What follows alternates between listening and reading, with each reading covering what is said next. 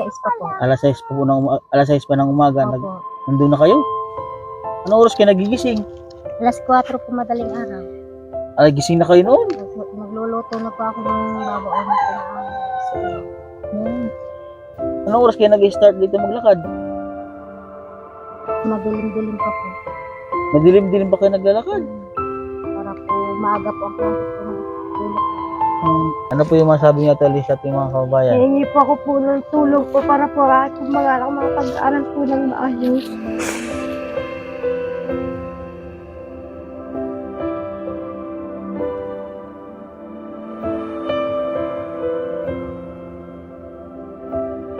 So yun po mga kababayan, magandang tanghali po sa atin lahat. So ngayon po for today's vlog ay meron po tayong tutulungan ng isang kababayan po natin dito sa Barangay Putol, Balayan, Batangas. So at maraming salamat po kay Ate Bibit sa pagsama po sa akin dito. Siya po yung tumulong din kila RJ. Kasama ko lang sa munisipyo noon nung nag-asikaso ng mga birth certificate. Siya po yung presidente ng BHW ng Putol po. So maraming salamat po kay Ma'am Bibit. So ayun po, at alamin po natin yung kwento ng buhay po natin tutulungan ngayon. So tabing ilog lang po sila nakatira po mga kababayan. So puntahan po natin. Okay. So dito po ang daanan. Dito po tayo naglalakad. Yan na pahinga na sila. Paakyat po ang aming anuhan. Ayan po. Ayan. Tao po. Tao po. Yan po, dito po sila nakatira. Sila ate. Pwede pong patuloy? Opo, pwede. Tingnan po natin mga dito sa So, siya po si Ali po. Ali. Ate Ali. Ano po nga apelyido niya? Ihara po. Yan, siya po si Ate Ali Ihara. So, yan po, nakatira siya dito sa Putol. Ito po yung bahay nila. So, sobrang Isang pitak lang talaga. isang pitak lang po at saka po tagpi-tagpi na po ng mga yero at saka yung ano yung mga kumot-kumot lang po ang kanilang inaano. Ate Lali. So, kamusta po ang kalagayan niyo dito po, Ate Lali? Ayos naman po sa amin po dito. So, gaano po kahirap yung kalagayan niyo po dito na ganitong sitwasyon niyo? Sadya nga po mahirap. Mahirap na po. Dito? Oo. Ay, mga anak, ilan po ba ang anak niyo? 5 po. Kaya po lamang po, po kararating po lang paghahanap po ng kapal niya, mabaw po lang na aking mga anak pagpasok. Araw nga po, minsan nga po napapayak po din, wala po din kaming ilaw, wala pong tubig. Kaya po ako po, pag minsan, nakatulong po din po ako, nakakahurnal ho din naman. Opo. So, kaunti po. Para po maipagkuhan po lang ng eskwela ko. Para lang po Makakawan po sa pagpasok po. may pambaon lang po sila. Sa araw-araw nga po yun. Minsan po po yung nangangapal niya. Pag napagbilang po yung apal niya, mababa na sa araw-araw. Pag minsan po, ano pong ginangapa? Ano pong ginagawa nila sa Ampalaya? Binibenta po sa palengke po. Kahit diyan po, na may namimili po naman po diyan ng apal niya po. Panluwas po. Yan po aming ulam. Pag may reject siya, pong gagayatin siyang ulam. Ay, ang hirap po ng kalagayan niyo dito. So, yung anak niyo, anong grade na po ng mga anak niyo? Ari po yung kinder, ang aking pong panganay, grade 6 na po. Asan po nag-aral yung anak Sa niyo? Putol po. Sa Putol? Sir, sa pinapasokan ni na RJ. Doon nag-aral yung anak mo? Ay, yung sinundan? Dalawa pong, ang aking pong sinundan po yung grade 3 po. Pareho pong grade 3 ang dalawa po bata. Ang isa po yung grade 1 at kinder po. Ibig sabihin, magkaklase yung dalawang anak. Ay, yung anak po pala ni ate ay masipag sa pag-aaral. So, yung sana po na porsigido, makatapos yung mga anak niya, na ibig sabihin lang po ay yung financial po na pangangailangan po nila sa araw-araw, ayun lang po ang gusto nila na sana rin mayroon ding suporta, mayroon ding pong mag-escolar sa mga anak ni ate na nag-aaral. Paano po yung baon nila sa araw-araw? Kuwan po naghahanap po yan nga po, kapalya po. Pag kuwan po binibigyan ko sa 10 po. 10 piso po. Minsan po binibili ko na lamang po ng tinapay. Tinapay. Binibigay ko na po lang sa recess. Yun lang po. Minsan nakakapasok walang baon. Walang baon. Minsan nga po walang ba para po lang makapasok po may pagkain po ng kanin po ng baon ko. Kanin po ang mahalaga. Yung mga anak nyo, simula dito, Lakad. hanggang putol ay Lakad naglalakad. po. Opo, lakad. Kami Yun po nga po, sabi ko mag-iina sa inyo, po. sir. Isipin yung dinadaanan nila. Tapos pag may ulan, bumabaha pa dito. Mga po, kaya po minsan po minsan po din naman sabi po naman ng teacher, huwag daw papasok pag sobra pong kalakasan at laki po nada po din yung baha. Malaki na daan dito ang tubig. Kaya nga. Dito sa tabi So, nila. ang layo po mga kabayan po ng bahay po nila.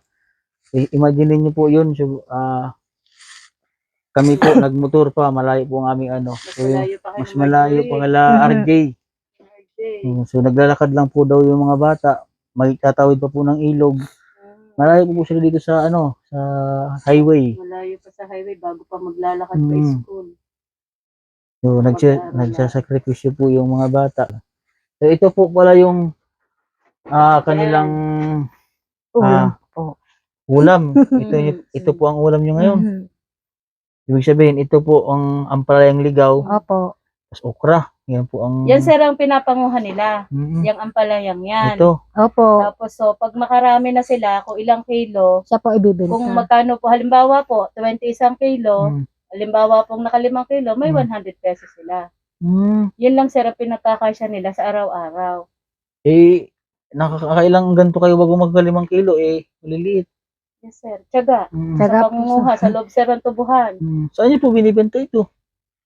May nakuha sa kanila sir, na magtitinda rin sa palengke.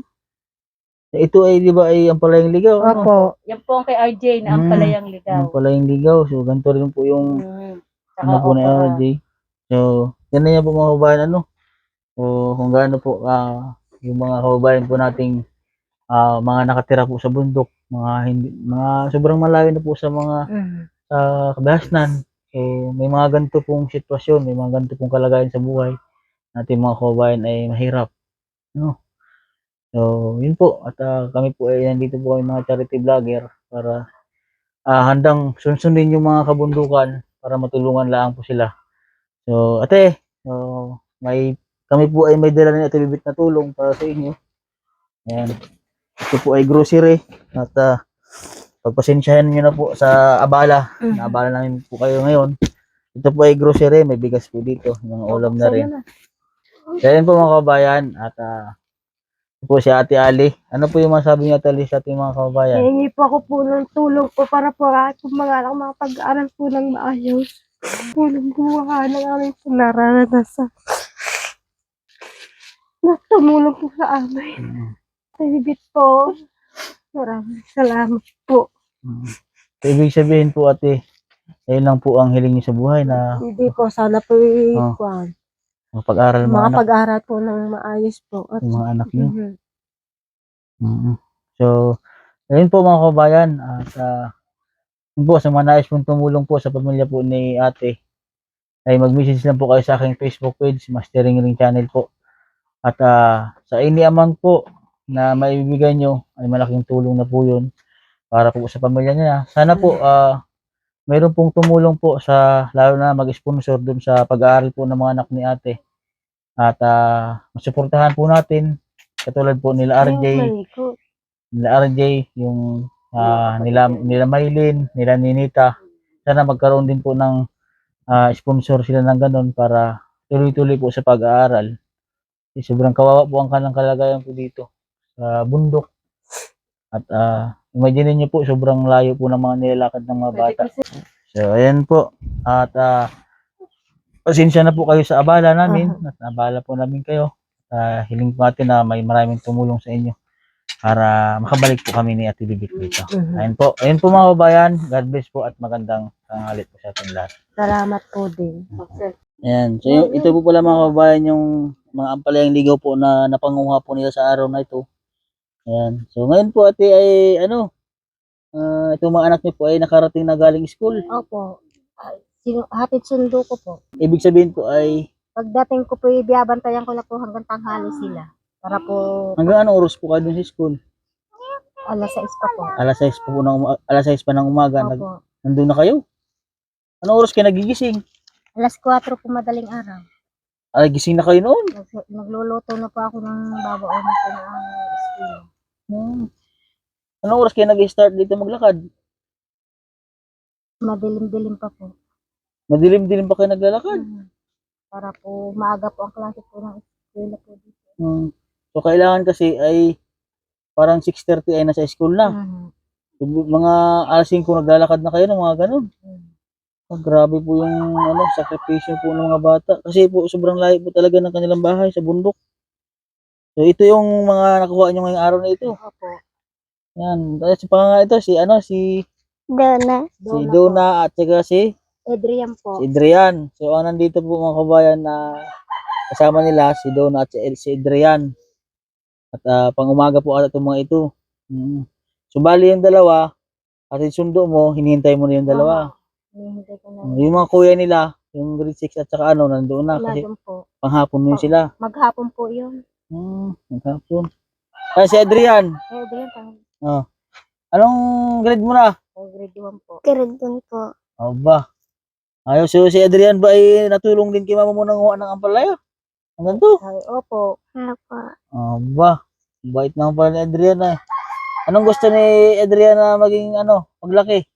Anong gusto daw? Anong gusto? Gusto maging Gusto mo. pulis? Anong gusto mo? Maging gwardiya. Gwardiya! Ay gusto pala ni Adrian maging gwardiya. Ano pa? Yun lang gusto mo, pangarap? Saka ano pa? Gagawang bahay. Yun. Si Duna, anong gusto ni Duna Anong paglaki? gusto ni Ining pag lumaki? Ha? Pag nag-aral, anong gusto mo Ining? Ha? Pulis. Pulis! Gusto ba ni Duna ng ng laruan? Laruan. Ha? Opo. Anong gusto ng laruan ni Duna? Ang gusto mo laruan? Malaki po yung pangarap niya sa mga anak niyo po. Pangarap ko po, gusto ko po makatapos ang mga Lahat anak po ko. sila. Dahil po ako hindi na din po nakatapos, grade 6 po lang ang natapos. Kaya gusto ko po makatapos, makakuha po sa hirap, makaangat-angat po naman. Nakaunahon din po niya. Grade 6 lang po ang natapos sa pag-aaral. Yun po, so mabuti po at ganyan po yung inyong pangarap sa buhay.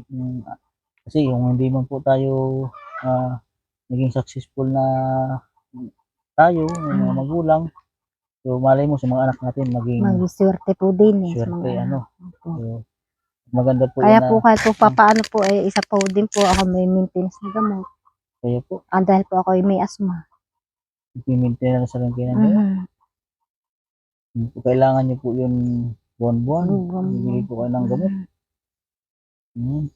Kasi yun po ang pangarap niya. Sana po ay yun po tayo mawala ng pag-asa. Pag-asa po. Adrian, pupugi ba ng mga anak mo?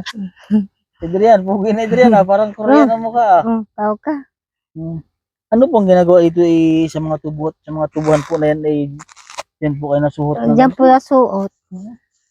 yan po kayo nangunguha niyan. Grabe po ang Bihira po matakpon ito dahil po ito ay marami po din nangunguha ng ganitong pambenta. ay marami din nangunguha. Pambenta ho din ng iba. Ibig sabihin, marami din pala nangunguha po na ito. Hindi po, bihira po lang makatakpo po ng ganito. Dahil po marami po nangunguha. Diyan talaga sa mga sulok-sulok yan, mga gubat-gubat Yan po, at sana po ay at patuloy tayo magdasal na sana ay magkaroon din ng mga scholar yung mga anak niya. Yan po si ate. Ito po yung mga anak niya. May pangarap po sa buhay na mga pag-aaral. Nakikita namin pag yung nanonood sa cellphone. Sino nakikita mo? Ako? Ha? Nanonood ba kayo sa mga vlog po namin? Nanonood din kayo? Aba. Ito, makikita mo ito. Nakita nga po namin po yun po si RJ. Sa school? Sa cellphone? Sa YouTube. YouTube, Ayan. Ang apal niyang ligaw ang pamagat.